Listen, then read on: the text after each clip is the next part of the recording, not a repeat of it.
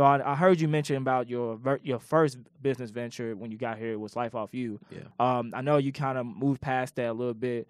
Talk about the process of how you even got to LifeOffU and what you did to like even start that up all the way to the end, and like some of the other business ventures you're doing right now around campus. Yeah, so LifeOffU, I always considered it my firstborn child. I remember it was my freshman year. I was dating a girl at this time, and we were staying in a dorm one night, just one random day in April, and she said, what do you want to do?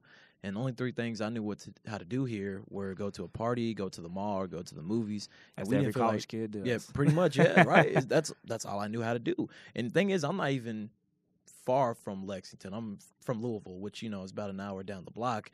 But I might as well have been in China because off these campus borders, I didn't even know what was around here. And I was thinking, there's got to be more. I mean, this is not a tiny college campus. This is a campus of 30,000 people in a city of about, I think, 300,000.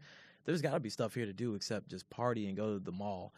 And I realized as a marketing student, I saw there was a need between students who didn't know what to do and didn't have the money to pay for it and businesses that wanted students to spend their money.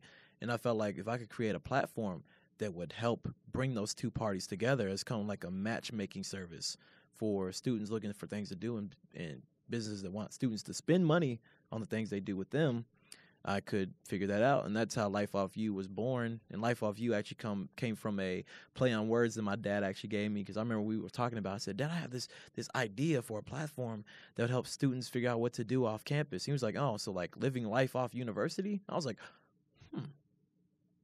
I can do something with that. I can play with that right there.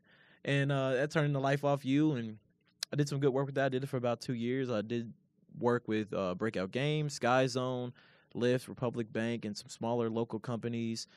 We did about $12,000 in revenue through transactions and brokerage fees, which doesn't sound like a lot, but considering I was only making about $1.40 per transaction, it ended up being a pretty big bulk of deals and business that was filtering through the site.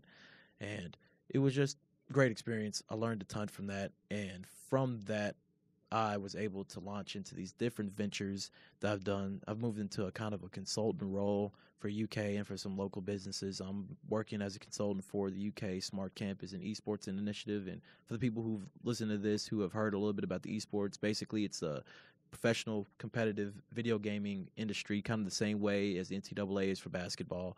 And UK is developing a pretty strong base for that here. And I've been working with them in terms of corporate partnerships, creating brand identity around how they want to market that to students and position that brand. And overall, just working with them in the business sense. And I'm also working on a tech startup right now called Synergy. And I won't give too much away on what that is yet because it's still in development. Mm-hmm. But hopefully, if I can finally get the pieces to work the way I want it to, it'll be something that a lot of people will find a lot of value in. And also, and this is really my pride and joy right now, being the president of the Entrepreneurship Club, because it's giving me that platform to help empower people and give them motivation and resources, networking, even financial backing sometimes if I have the ability to. And it's really just my way of giving back the same way that people have given back to me earlier in my life.